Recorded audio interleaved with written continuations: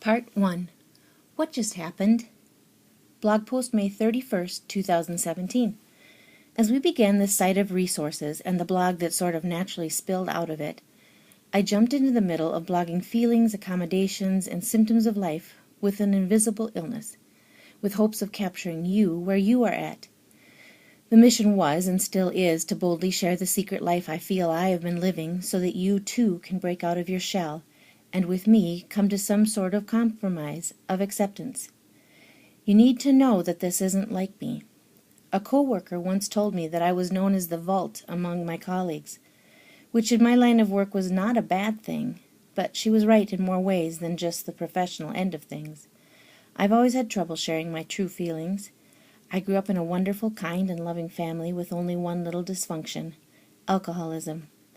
Although I think it is pretty impossible to have a normal family without any sort of dysfunction, this particular dysfunction quickly taught me how to cope, quietly covering up adversity, while at the same time putting my life on cruise control no matter what was going on underneath. In addition to learning those life skills, I came from good German and Norwegian stock, aka unswerving perseverance.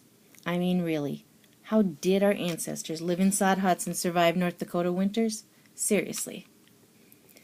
So this website, blog, Facebook, this sharing yourself world is sort of new to me and kind of scary. For example, when I got my Facebook account, I set it up with a fake birthday, thinking I'm helping to protect myself from being too revealing. Well, I just got 80+ birthday wishes for my fake Facebook birthday. A few of them in person. Very embarrassing. Somehow I didn't see that coming.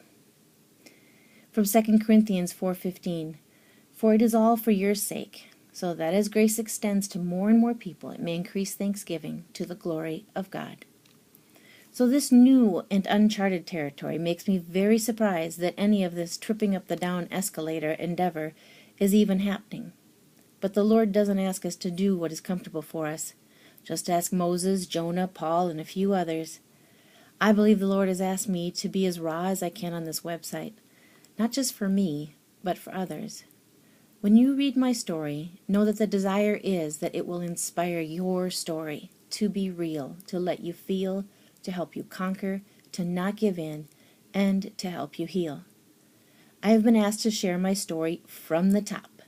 Many of you reading this have been a part of that narrative, and yet you still ask, which is strange, but not as strange as the fact that it is my story, and there are times when I still ask, what just happened? Remember stories of olden days when someone would literally stop the clocks in their home when a family member died? Well, this injury has made me long for all clocks to stop. Not that I have died, but a part of me did in 2011, and for the past 6 years, somewhere deep within me, I have been waiting for time to stop, so I could figure out what just happened. From 2 Corinthians 3:5, "Not that we are sufficient in ourselves to claim anything as coming from us, but our sufficiency is from God." Over the next 2 or possibly 200 blogs, I will walk you through my story.